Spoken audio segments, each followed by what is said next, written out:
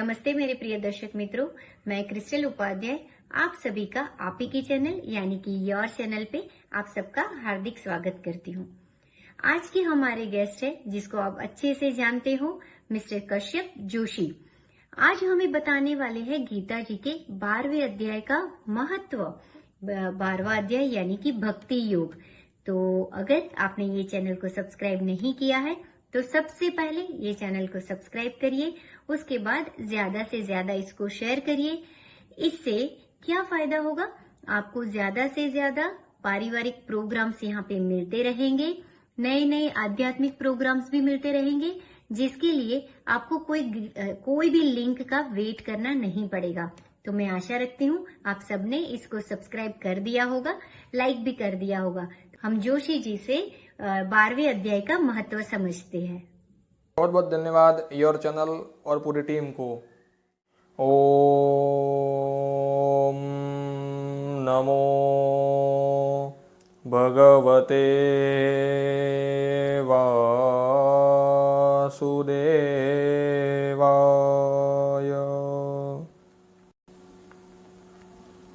ओम गीतासु गीता कर्तव्या किमन्यै शास्त्रविस्तरैः या स्वयं पद्मनाभस्य मुखपद्माद्विनिसृता।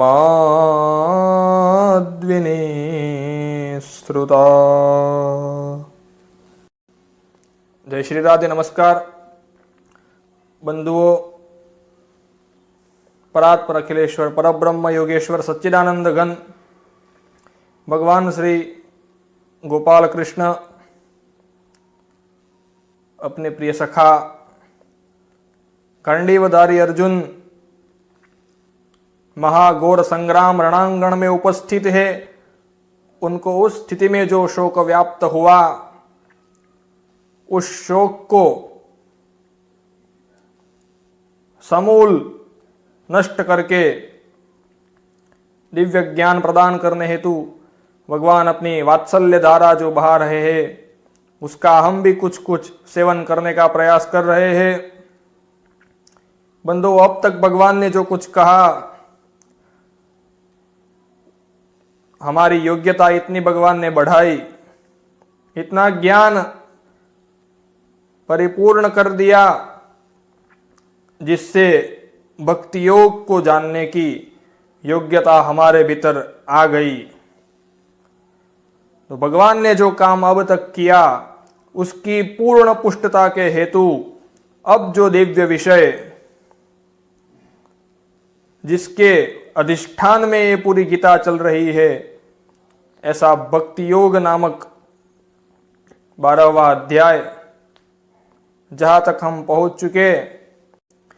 पिछले अध्याय में भगवान ने विश्वरूप दर्शन कराया और बता दिया कि ऐसा तिनका भी नहीं जहां मैं न हूं। भगवान ने बता दिया सर्वत्र में व्याप्त हूं अर्जुन। ये ब्रह्म रज रज में कण कण में परिपूर्ण है।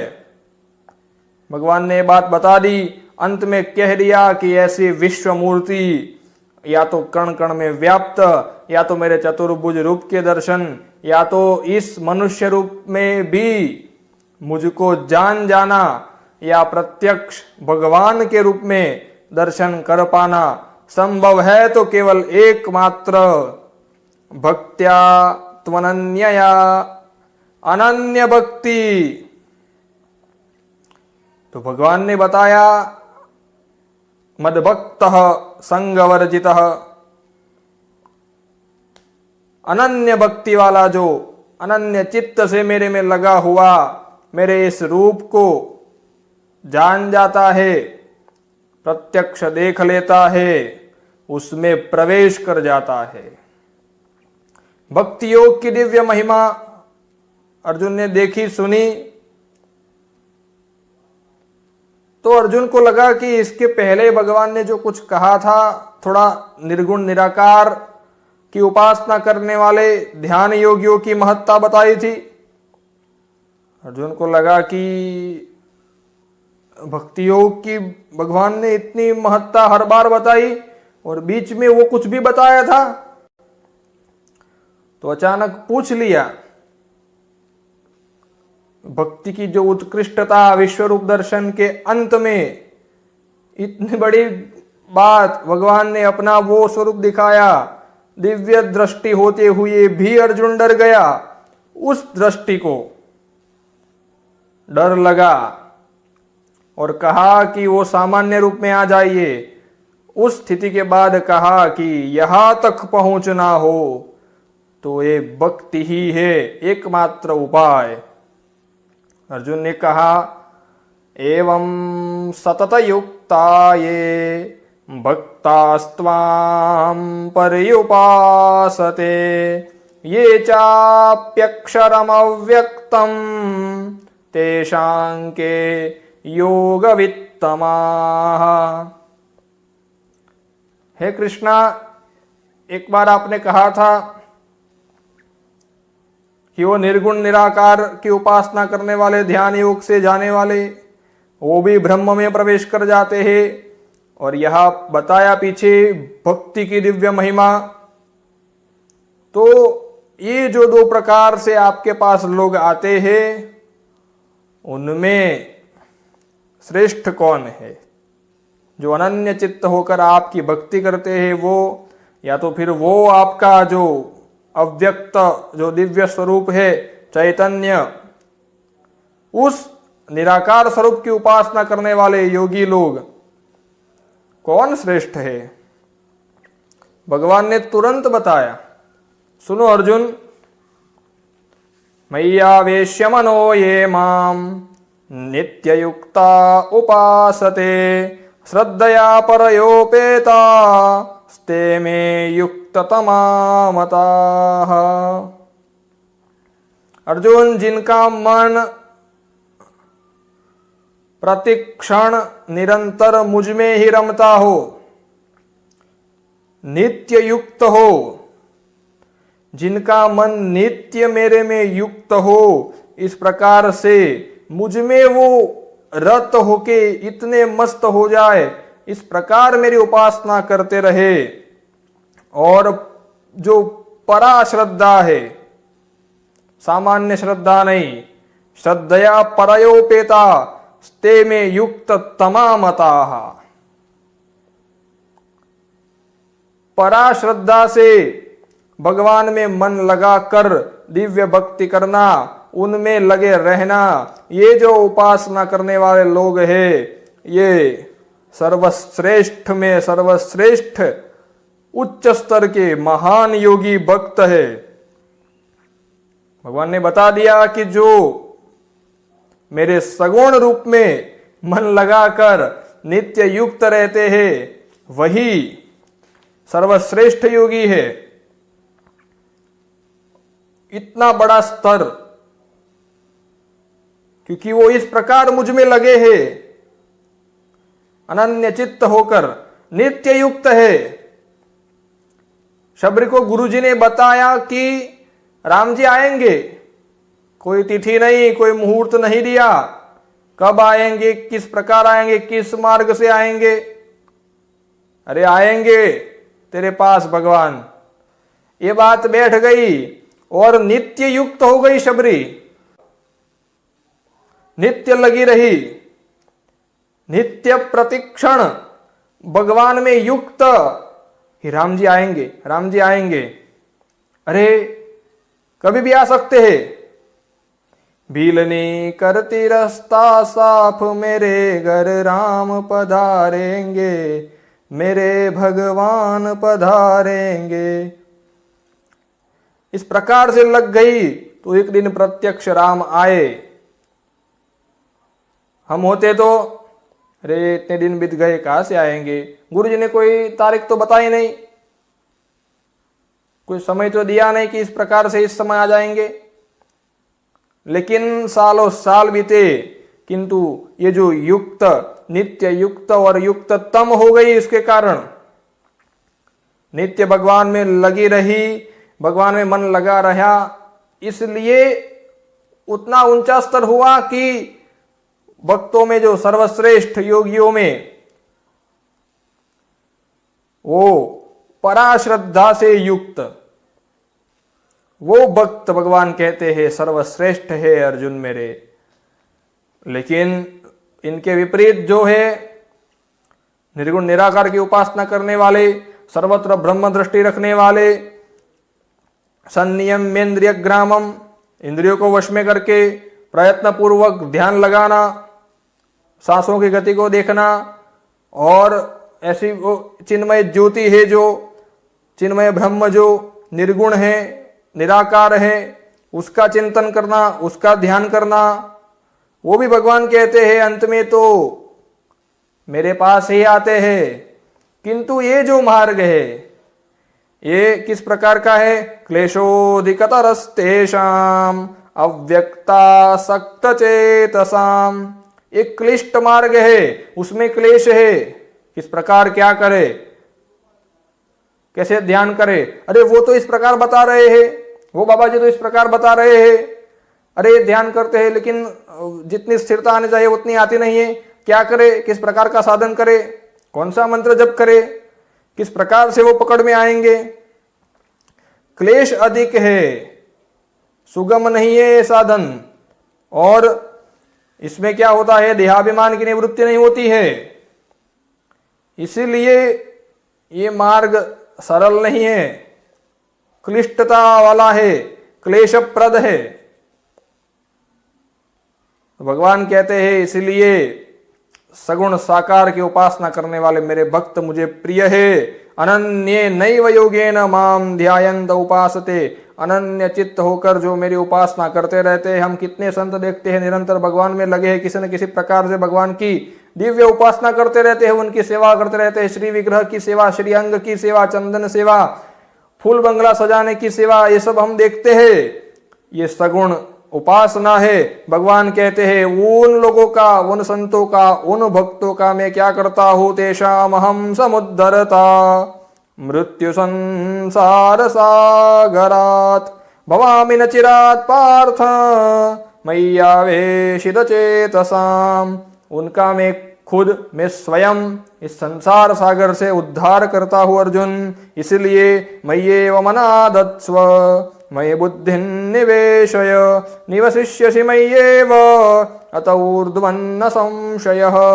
इसलिए तू मुझ में मन लगा अर्जुन, मुझ में बुद्धि लगा, मन बुद्धि का समर्पण पूर्णतः मुझ में कर दे, फिर तो तू मुझ में ही निवास करेगा, मुझे ही प्राप्त हो जाएगा। क्योंकि जो करना है वो मन बुद्धि को करना है।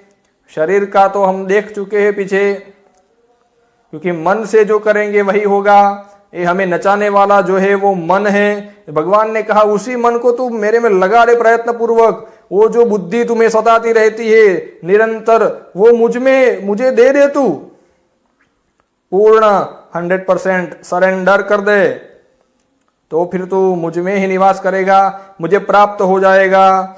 भगवान कह रहे हैं इस प्रकार का तू अभ्यास कर। अभ्यास से बात न बने तो फिर मेरे परायण होकर मुझ में समर्पित करके कर्म करता जा।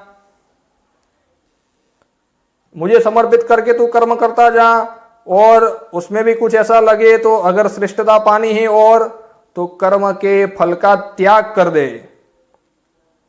क्योंकि श्रेयो ही ज्ञानम अभ्यासात् ज्ञानात् ज्ञानम विशिष्यते ज्ञानात् कर्म फल त्यागात् शांति निरंतरम। भगवान ने कहा कि अभ्यास से ज्ञान श्रेष्ठ है। कुछ पता ही नहीं, वर अभ्यास किए जा रहे, ढूंढ रहे कि इस ज्योति का ध्यान करो, इस बिंदु का ध्यान करो, इससे अच्छा है कुछ श्रेष्ठ ज्ञान प्राप्त करो। भगवान कहते हैं उस ज्ञान के आधार पर उससे भी श्रेष्ठ जो है वो ध्यान है। भगवान के विग्रह का ध्यान करो। उस ध्यान से भी श्रेष्ठ है कि मैं कुछ भी कर रहा हूं वो कर्म फल का त्याग। क्योंकि त्याग नहीं होगा, संपूर्ण त्याग नहीं होगा जीवन में, तब तक अभिमान नहीं जाएगा, और अभिमान ही बाधा रूप है भगवत प्राप्ति में। वो अभिमान त्याग से जाएगा। तो भगवान ने कहा सबसे श्रेष्ठ है कर्म फल का त्याग। कर्म फल का त्याग कर दो, मुझ में समा जाओ, मुझ में समाहित चित्त होकर मेरी सेवा की भावना से, पहले हमने कर्मयोग देखा है, उस सिद्धांत के अनुसार कर्म करो, लेकिन कर्म फल का त्याग बिल्कुल। इस प्रकार से अर्जुन तुम परम शांति को प्राप्त करोगे, क्योंकि त्याग से निरंतर शांति प्राप्त होती है। फिर भगवान ने कहा, इस प्रकार जो त्यागी महापुरुष है वो कैसे होते हैं, वो भक्तजन कैसे होते हैं। अद्वेष्टा सर्वभूतानां मैत्रः करुण एव च निर्ममो निरहंकारः समदुःख सुख क्षमी संतुष्ट सततं योगी यतात्मा दृढ़ निश्चयः। वो निरंतर भगवान में संतुष्ट रहने वाले, किसी से द्वेष नहीं, किसी से राग नहीं, सबके अकारण हितैषी, सबके मित्र, अरे शत्रु के भी वो परम मित्र बन जाते हैं, अपना कुछ भी हित न करने वाले के वो परम हितैषी बन जाते हैं। आपको सत्य घटना बताता हूं, एक बार एक ऐसे ही भक्त महापुरुष संत कहीं ट्रेन में सफर कर रहे थे, तो उस ट्रेन में वो बैठे थे, उनके सामने एक सेठ जी बैठे थे, इसे सूट बूट पहनकर सजे धजे व्यवस्थित, तो वो बैठे थे। तो इस संत करुण हृदय वाले, मैत्र करुण एव च, परम महापुरुष, और संतों का स्वभाव क्या बताया, अकारण हितैषी, सामने वाले का हित करने में कोई कारण नहीं है, किंतु उसका परम हित करना। तो इस संत को तो ऐसा बड़ी करुणा से भर गए और हुआ कि ये निरंतर पूरे जीवन समृद्धि में लगा रहेगा और यही घूमता रहेगा, इसका कल्याण नहीं हो पाएगा। इसके कल्याण के लिए संत को विचार आया और कुछ ऐसे थोड़ी सी झपकी लगी, थोड़ी सी उनको नींद आई सेठ जी को कि संत जी खड़े होकर ट्रेन में चालू सफर में उनको कंठी पहनाने गए, तुलसी माला, और ऐसे पहनाने गए कि वो जग गए। तो बड़ी फटकार लगाई सेठ जी ने, क्या कर रहे हो ये, बैठ जाओ।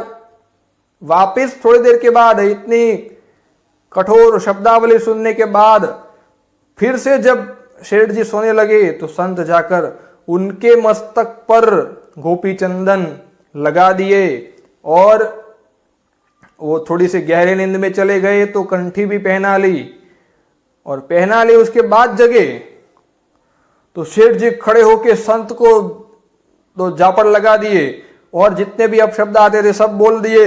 ये क्या लगा रखा है, क्या कर रहे हो तुम। यहां पर संत दो थप्पड़ खाने के बाद, इतना कुछ सुनने के बाद, ये क्या है आपको बताता हूं। संत बोले कि अरे तेरा भला हो, तुझे मैंने कंठी पहना दी और तेरे कान में भगवान का नाम बोल दिया, तेरे मस्तक पर गोपी चंदन लग गया, अब तेरे कल्याण से तुझे कोई नहीं बचा सकता, अब तो तेरा कल्याण होकर रहेगा। ये सुना तो उसके होश उड़ गए, तुरंत दंडवत प्रणाम कर दिए सेठ जी ने।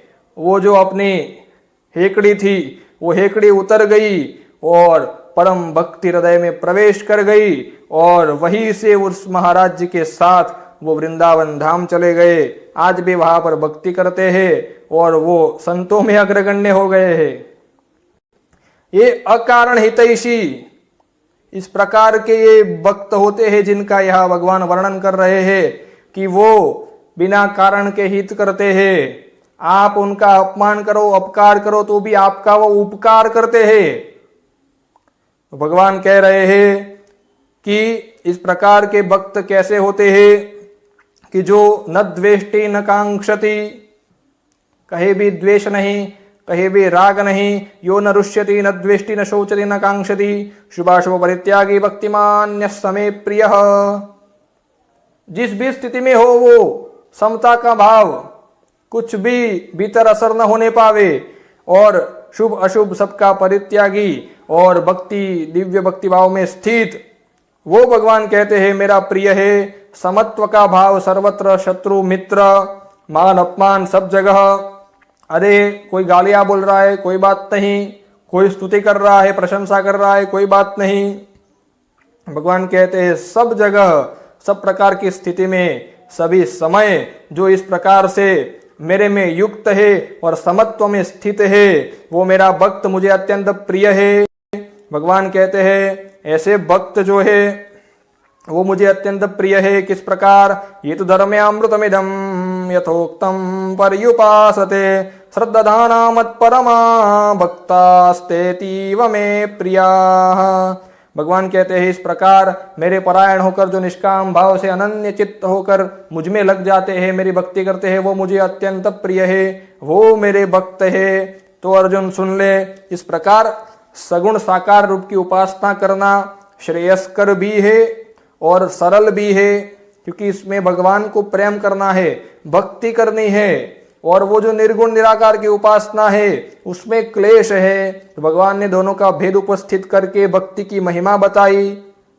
तो बंधु, इसी प्रकार भगवान का भक्ति योग यह समाप्त होता है। भगवान ने जो संदेश दिया उसका हम बारंबार चिंतन करें और भगवान की भक्ति में लग जाए। कृष्णाय वासुदेवाय हरये परमात्मने प्रणतः क्लेशनाशाय गोविंदाय नमो नमः। श्री कृष्णार्पणमस्तु। खूब खूब धन्यवाद जोशी जी। बहुत ही सरल तरीके से हमें जोशी जी ने 12वें अध्याय का महत्व समझा दिया।